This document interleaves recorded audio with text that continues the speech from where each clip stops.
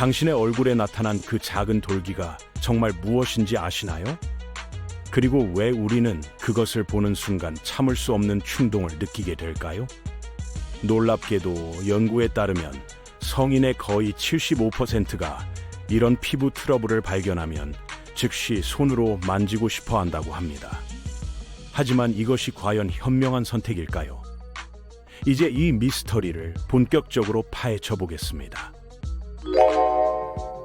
우선 이런 피부 문제가 어떻게 시작되는지부터 살펴봐야 하죠. 의학적으로 심상성 좌창이라고 불리는 이 현상은 우리 피부의 복잡한 메커니즘에서 비롯됩니다. 인간의 피부는 수천 개의 미세한 털이 자라는 모낭들로 가득 차 있는데요. 각각의 모낭 근처에는 피지샘이라는 작은 기관이 자리 잡고 있어요. 이 피지샘들은 평상시에 피부를 보호하고 촉촉하게 유지하는 왁스 같은 기름진 물질을 분비합니다. 그런데 문제는 이 분비 과정이 때로는 과도하게 활발해진다는 점이죠. 피지가 필요 이상으로 많이 생산되면 죽어가는 피부 세포들과 뒤섞이면서 모낭 입구를 완전히 막아버리게 됩니다. 여기서 진짜 문제가 시작되는데요. 우리 피부에는 평소에도 다양한 미생물들이 살고 있는데 그 중에서도 큐티박테리움 아크네스라는 특별한 세균이 있어요. 이 녀석은 막힌 모공 안의 피지를 먹이로 삼아 번식하면서 동시에 피부 세포의 염증 억제 기능을 방해하는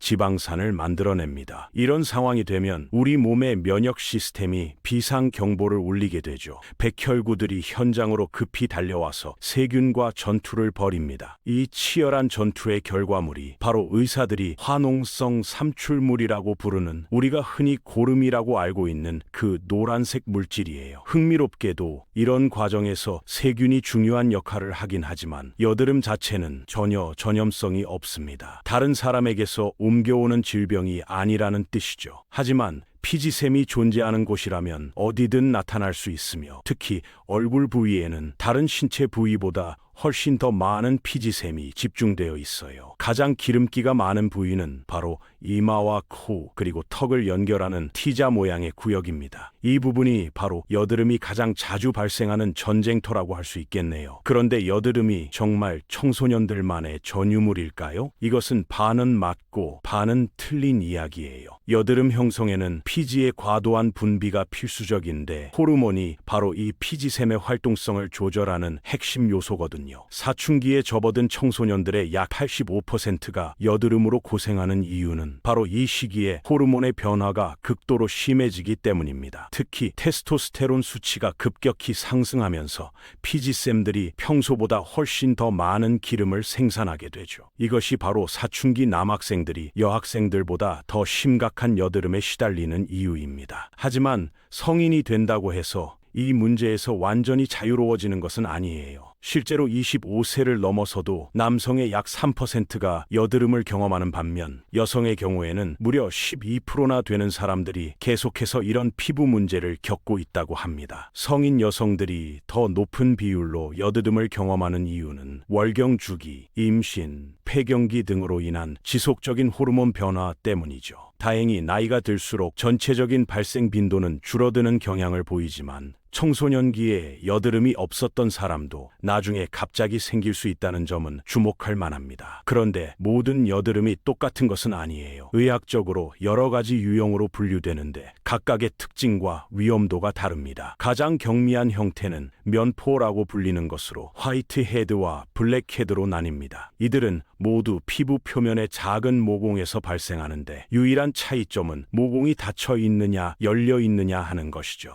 블랙헤드의 경우 모공이 열려 있어서 내용물이 공기와 접촉하면서 산화되어 검은색으로 변하게 됩니다. 이런 화이트헤드와 블랙헤드가 염증을 일으키면 좀 더 심각한 단계로 발전해요. 구지는 피부 아래에서 붉은 돌기를 형성하지만 중앙에 고름이 보이지 않는 형태이고 농포는 더 크고 붉으며 중앙의 고름이 뚜렷하게 원형으로 나타나는 특징이 있습니다. 가장 심각한 형태는 낭종과 결절입니다. 낭종은 피부 깊숙한 곳에 고름이 가득 찬 크고 부드러운 덩어리를 만들어내고 결절은 딱딱하고 깊은 덩어리로서 검은 반점을 남길 수 있어요. 이 두 형태 모두 상당한 통증을 유발할 수 있으며 자칫 잘못 다루면 영구적인 흉터름길 위험이 높습니다. 그렇다면 이런 여드름들을 직접적 짜내는 것은 정말 괜찮을까요? 이 질문에 대해서는 거의 모든 피부과 전문의들이 한 목소리로 반대 의견을 표합니다. 잘못된 방법으로 여드름을 터뜨리면 영구적인 흉터가 남을 수 있다는 것이 첫 번째 위험이에요. 또한 감염된 고름 안의 세균이 주변의 다른 모공들로 퍼져나가면서 오히려 더 많은 여드름을 유발할 수도 있죠. 무리하게 짜내려다가 실패하면 심각한 염증이 발생하고 막힌 물질이 더 깊숙이 들어가 버릴 수 있습니다. 이렇게 되면 원래보다 훨씬 더 큰 손상을 입게 되는 것이죠. 특히 절대로 건드려서는 안 되는 위험 지역이 있어요. 바로 죽음의 삼각형 또는 위험 삼각형이라고 불리는 부위입니다. 이 구역의 여드름을 함부로 터뜨리거나 만져서는 절대 안 됩니다. 왜냐하면 이 부위의 정맥들이 눈구멍 뒤쪽을 지나서 뇌의 해면 정맥동과 직접 연결되어 있기 때문이에요. 만약 이곳에 심각한 피부 감염이 발생하고 적절한 치료를 받지 않으면 이론적으로는 생명을 위협할 수도 있습니다. 여드름을 짤 때마다 손가락과 공기 중에 오염물질과 세균들이 열린 상처를 통해 침투할 수 있어요. 위험 삼각형에서 감염이 발생하면 이를 억제하기 위해 눈 뒤쪽 정맥에 혈전이 형성될 수 있고 이로 인해 뇌에 압력이 가해지게 됩니다. 이것이 바로 해면 정맥동 혈전증이라는 무서운 질환인데 이 병에 걸린 환자의 30%가 사망에 이른다고 해요. 설사 목숨을 건진다 하더라도 부분적이거나 완전한 마비, 실명, 심지어 뇌망염 같은 심각한 후유증을 남길 수 있습니다. 그럼에도 불구하고 모든 경고를 무시하고 여드름을 짜내고 싶다면 최소한 올바른 방법을 알아야 하죠. 피부과 전문의들이 제시하는 안전한 방법을 살펴보겠습니다. 먼저 화이트 헤드, 블랙 헤드, 농포만을 대상으로 해야 해요. 구진이나 낭종, 결절은 절대 건드리지 말고 그대로 두어야 합니다. 다음으로는 손을 깨끗이 씻어서 나쁜 세균이 없도록 해야 하고 얼굴도 씻은 후 가볍게 두드려 말려야 합니다. 그 다음에는 15분 동안 해당 부위에 따뜻한 찜질을 해주어야 해요. 많은 사람들이 이것이 모공을 열어주기 위한 것이라고 생각하지만 사실 이는 잘못된 개념입니다. 모공은 근육처럼 의도적으로 열리고 닫히는 기능을 가지고 있지 않거든요. 실제 짜내는 과정에서는 슈바이거 피부과 그룹의 레이첼 나자리안 박사가 제시한 방법이 가장 안전해요. 여드름 주변의 피부를 부드럽게 늘려서 벌린 후 중앙의 흰색이나 검은색 부분이 아닌 주변 부위를 가볍게 눌러주는 것입니다. 중앙 부분을 직접 누르지 않고 주변을 당기는 방식을 사용하면 고름이 피부 깊숙이 밀려 들어가서 상황을 악화시킬 위험을 줄일 수 있어요. 만약 쉽게 나오지 않는다면 아직 때가 되지 않은 것이므로 그대로 두어야 합니다. 성공적으로 내용물이 배출되었다면 탈지면이나 멸균 거즈를 사용해서 깨끗이 닦아내야 해요. 마지막으로는 위치 하젤이나 알코올 같은 순한 항균제로 열린 상처를 소독해 주어야 하고 다른 화장품이나 스킨케어 제품을 직접 바르는 것은 피해야 합니다. 하지만 굳이 짜내지 않고도 여드름을 해결할 수 있는 다른 방법들이 있어요. 가정에서 쉽게 구할 수 있는 베이킹 소다나 레몬즙, 치약 등을 사용하는 방법을 들어보셨을 텐데 이는 전혀 권장하지 않습니다. 베이킹 소다와 레몬즙 모두 심각한 피부 자극과 과민 반응을 일으킬 수 있어요. 치약의 경우 베이킹 소다, 과산화 수소, 알코올, 멘톨, 에센셜 오일, 트리클로산 등이 포함되어 있어서 일시적으로 여드름을 건조하게 만들 수는 있지만 동시에 피부를 과도하게 건조시키고 화끈거림을 유발할 수 있습니다. 가장 현명한 방법은 개인의 구체적인 피부 상태에 맞는 치료법에 대해 전문의와 상담하는 것이에요. 의사들은 피부 세균을 제거하고 모공을 막는 죽은 피부 세포를 분해하는 데 도움이 되는 적절한 스킨케어 제품을 추천할 수 있습니다. 여드름이 매우 심한 경우에는 경구용 항생제나 국소 레티노이드 약물을 처방하기도 해요. 레티노이드는 비타민 A에서 유래된 성분으로 염증을 줄이고 피부 세포 생성을 조절하며 피지 분비를 감소시키는 효과가 있습니다. 안타깝게도 여드름을 완전히 치료할 수 있는 확실한 방법은 아직 존재하지 않아요. 따라서 애초에 여드름이 발생할 가능성을 줄이는 예방적 접근이 더욱 중요합니다. 호르몬 주기로 인한 불균형 때문에 여드름이 생기는 성인 여성들의 경우 경구 피임약이 임신 방지뿐만 아니라 여드름 예방에도 도움이 될 수 있어요. 피임약에 포함된 에스트로겐이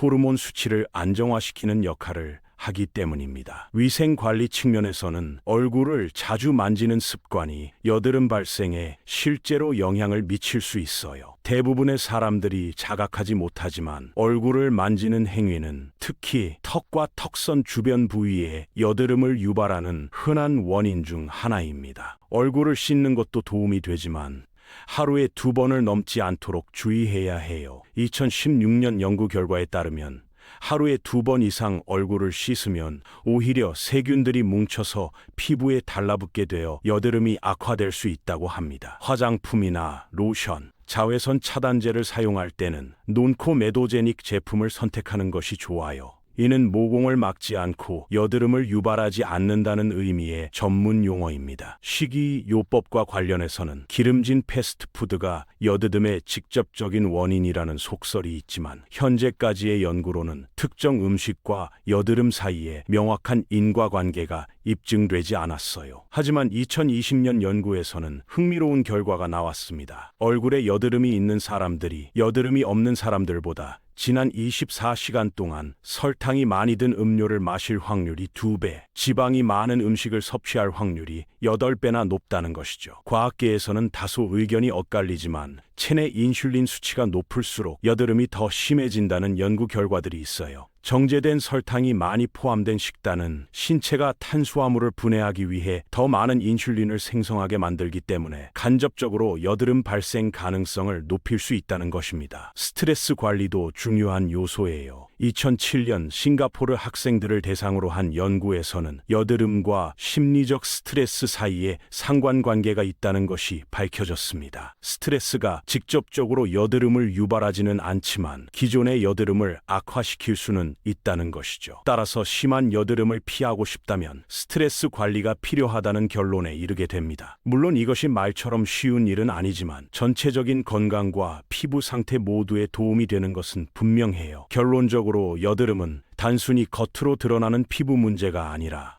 호르몬, 유전, 생활 습관, 스트레스 등 다양한 요인들이 복합적으로 작용하는 복잡한 현상입니다. 완전한 치료법은 아직 없지만 올바른 이해와 적절한 관리를 통해 충분히 개선할 수 있는 문제이기도 하죠.